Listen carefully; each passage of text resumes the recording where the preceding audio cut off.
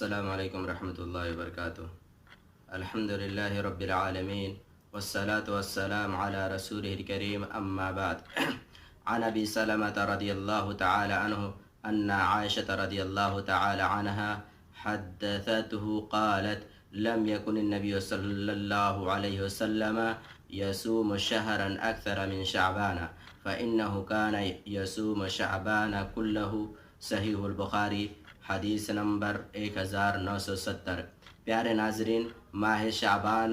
سے متعلق ہماری گفتگو چل رہی ہے۔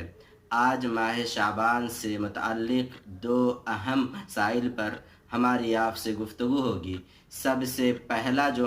مسئلہ ہمارا ہے وہ یہ ہے کہ کیا شعبان کے پورے مہینے کا روزہ رکھ سکتے ہیں یا نہیں رکھ سکتے ہیں۔ اسی طریقے سے جو دوسرا ہمارا مسئلہ ہے وہ یہ ہے کہ کیا کوئی 15 شعبان کے بعد 15ویں شعبان کے بعد روزہ رکھ سکتا ہے یا نہیں رکھ سکتا ہے۔ تو سب سے پہلا جو مسئلہ ہے وہ یہ ہے کہ اگر کوئی شخص پورے شعبان کا روزہ رکھنا چاہے تو رکھ سکتا ہے یا نہیں رکھ سکتا ہے۔ ابھی میں نے جو حدیث آپ کے سامنے پیش کی ہے، اس حدیث کو اما عائشہ رضی اللہ تعالی عنہا نے بیان کیا ابی سلمہ رضی اللہ تعالی عنہ سے۔ کہتی ہیں اما عائشہ رضی اللہ تعالی عنہا، اللہ کے رسول صلی اللہ علیہ وسلم شعبان کے مقابلے میں کسی مہینے کا اتنا زیادہ روزہ نہیں رکھتے تھے، یعنی جتنا شعبان کا روزہ آپ نے رکھا ہے اتنا کسی اور مہینے کا آپ نے روزہ نہیں رکھا ہے۔ فَإِنَّهُ كَانَ يَصُومُ شَعْبَانَ كُلَّهُ، آپ صلی اللہ علیہ وسلم پورے شعبان کا روزہ رکھتے تھے۔ پیارے سامعین، اس حدیث سے ہمیں کیا پتہ چلا کہ آپ صلی اللہ علیہ وسلم پورے شعبان کا روزہ رکھتے تھے۔ پتہ یہ چلا کہ اگر کوئی شخص پورے شعبان کا روزہ رکھنا چاہے تو پورے شعبان کا روزہ رکھ سکتا ہے، لیکن اس مسئلے کے اندر اختلاف ہے، اور وہ یہ ہے کہ کچھ لوگوں کا کہنا ہے، کچھ علماء کا کہنا ہے کہ پورے شعبان کا روزہ نہیں رکھ سکتے، اور کچھ علماء کا کہنا ہے کہ پورے شعبان کا روزہ رکھ سکتے ہیں۔ جن لوگوں کا کہنا ہے کہ پورے شعبان کا روزہ نہیں رکھ سکتے ہیں، وہ اس حدیث کے اندر اما عائشہ رضی اللہ تعالیٰ عنہ کی جو روایت ہے اور اس کے اندر جو لفظ کلہ وارد ہوا ہے، آیا ہوا ہے، وہ لوگ کہتے ہیں یہاں پر لفظ کلہ سے مراد اکثرہ ہے، یعنی اغلبہ، یعنی آپ صلی اللہ علیہ وسلم شعبان کے اکثر دنوں کا روزہ آپ نے رکھا، یعنی شعبان میں اکثر آپ نے روزہ رکھا ہے، پورے شعبان کا آپ نے روزہ نہیں رکھا ہے۔ اور جو لوگ یہ کہتے ہیں کہ پورے شعبان کا روزہ رکھ سکتے ہیں، تو ان میں سے ابن باز رحمۃ اللہ علیہ کہتے ہیں کہ اگر کوئی شخص پورے شعبان کا روزہ رکھنا چاہے تو وہ پورے شعبان کا روزہ رکھ سکتا ہے، اور اگر کوئی شخص یہ چاہتا ہے کہ پورے شعبان کا نہ رکھ کر کے بلکہ آدھے شعبان کا یا آدھے سے کم صرف 4-5 شعبان تک روزہ رکھنا چاہے، جتنا بھی اس کی استطاعت ہے، جیسے بھی، تو ایسی شکل میں وہ روزہ رکھ سکتا ہے، اسے اختیار ہے، دونوں کی گنجائش ہے، چاہے تو پورے کا رکھ لے اور چاہے تو آدھے کا یا آدھے سے کم کا رکھ لے۔ اور ان کی جو دلیل ہے وہ یہ ہے، صحیح مسلم کے اندر ایک روایت ہے، کان صلی اللہ علیہ وسلم یصوم شعبان کلہ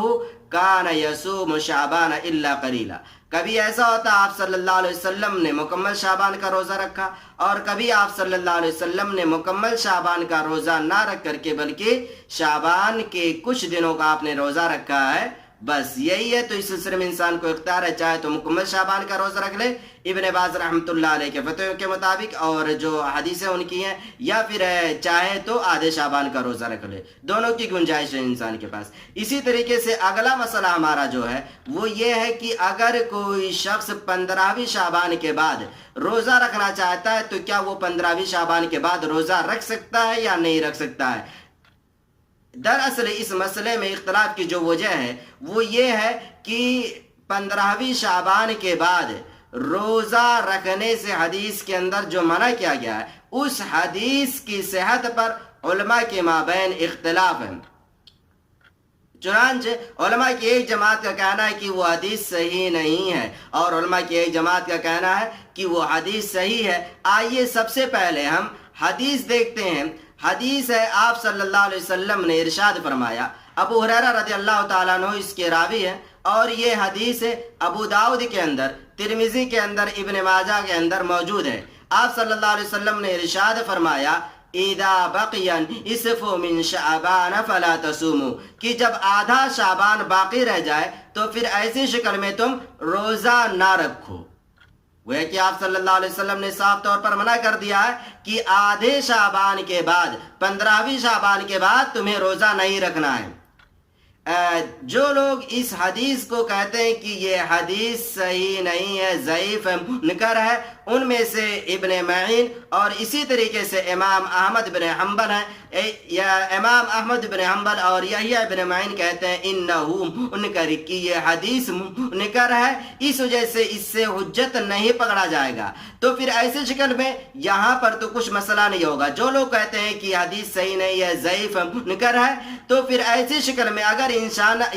15ویں شعبان کے بعد روزہ رکھنا چاہتا ہے تو رکھ سکتا ہے، کیونکہ جب حدیث ہی صحیح نہیں ہے تو پھر ایسی شکل میں ضعیف حدیث سے استدلال بھی صحیح نہیں ہوگا۔ تو جب استدلال صحیح نہیں ہوگا تو پھر عمل کہاں سے صحیح ہو سکتا ہے؟ تو اس وجہ سے اگر کوئی شخص 15ویں شعبان کے بعد روزہ رکھنا چاہے تو رکھ سکتا ہے، ان لوگوں کے یہاں جو کہتے ہیں کہ یہ حدیث صحیح نہیں ہے۔ لیکن جو لوگ کہتے ہیں کہ یہ حدیث صحیح ہے، ان میں سے علامہ البانی رحمۃ اللہ علیہ ہیں، علامہ ابن القیم رحمۃ اللہ علیہ ہیں، ان لوگوں کا کہنا ہے کہ یہ حدیث صحیح ہے۔ اب اگر ہم اس حدیث کو صحیح مان لیتے ہیں تو پھر ایسی شکل میں کیا کیا جائے گا؟ چونکہ حدیث صحیح ہے اور آپ نے منع کیا ہے، تو ایسی شکل میں یہاں پر یہ جواب دیا جاتا ہے، ابن باز رحمۃ اللہ علیہ اور دیگر علماء نے یہ جواب دیا ہے کہ یہاں پر جس چیز سے روکا گیا ہے وہ یہ ہے کہ اگر کوئی شخص 15ویں شعبان سے روزہ رکھنے کی شروعات کرتا ہے، ماہ شعبان پورا آ گیا، اب ماہ شعبان کے آدھے یعنی 15ویں شعبان سے پہلے اس نے شعبان کا کوئی روزہ نہیں رکھا ہے، جیسے 15ویں شعبان آج ختم ہوا، اب 15ویں شعبان کے بعد وہ شعبان کا روزہ رکھنا شروع کر رہا ہے، تو ایسے شخص کے لیے صحیح اور درست نہیں ہے کہ وہ 15ویں شعبان کے بعد روزہ رکھنے کی شروعات کرے،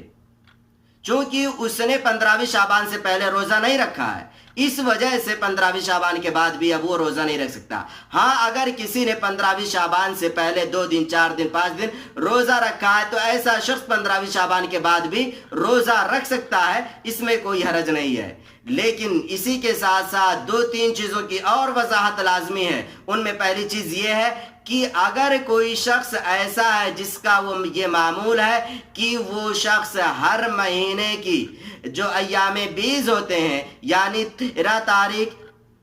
14 تاریخ، 15 تاریخ،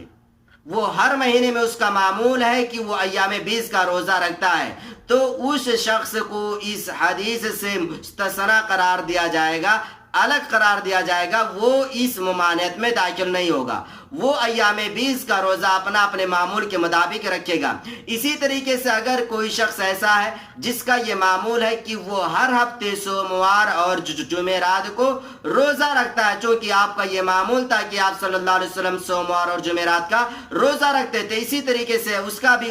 وہ شخص بھی آپ صلی اللہ علیہ وسلم کی سنت پر عمل کرتے ہوئے سوموار اور جمعرات کا روزہ رکھ رہا ہے، تو ایسا شخص اگر اس نے شعبان میں 15ویں شعبان سے پہلے شعبان کا کوئی روزہ نہیں رکھا ہے، لیکن 15ویں شعبان سے پہلے چونکہ اس کا معمول تھا تو وہ سوموار اور جمعرات ہی کا صرف روزہ رکھتا ہے، تو ایسا شخص 15ویں شعبان کے بعد بھی جب جمعرات یا سوموار آئے گا تو وہ اپنے معمول پر عمل کرتے ہوئے سوموار اور جمعرات کا روزہ رکھ لے گا، اور اس کو اس ممانعت کے اندر نہیں شامل کیا جائے گا۔ یہاں تک کہ اگر کل رمضان ہے اور آج سوم ہے یا جمعرات ہے تو ایسا شخص بھی جو سوموار اور جمعرات کا روزہ ہمیشہ رکھتا آ رہا ہے، اس کی عادت معمول ہے، اگر کل رمضان ہے، آج سوموار پڑ رہا ہے تو آج وہ روزہ رکھ لے گا، اور پھر وہ اس ممانعت میں بھی نہیں داخل ہوگا کہ آپ صلی اللہ علیہ وسلم نے کہا ہے کہ رمضان سے 1 دن پہلے یا 2 دن پہلے روزہ نہیں رکھ سکتے، چونکہ اس کا معمول ہے، اس وجہ سے وہ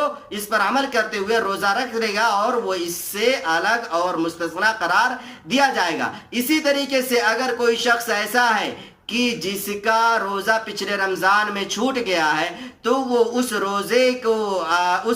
کی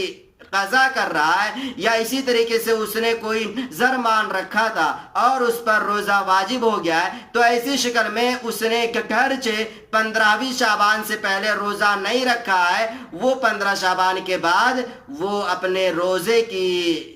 قضا کر سکتا ہے اور وہ اس ممانعت میں داخل نہیں ہوگا۔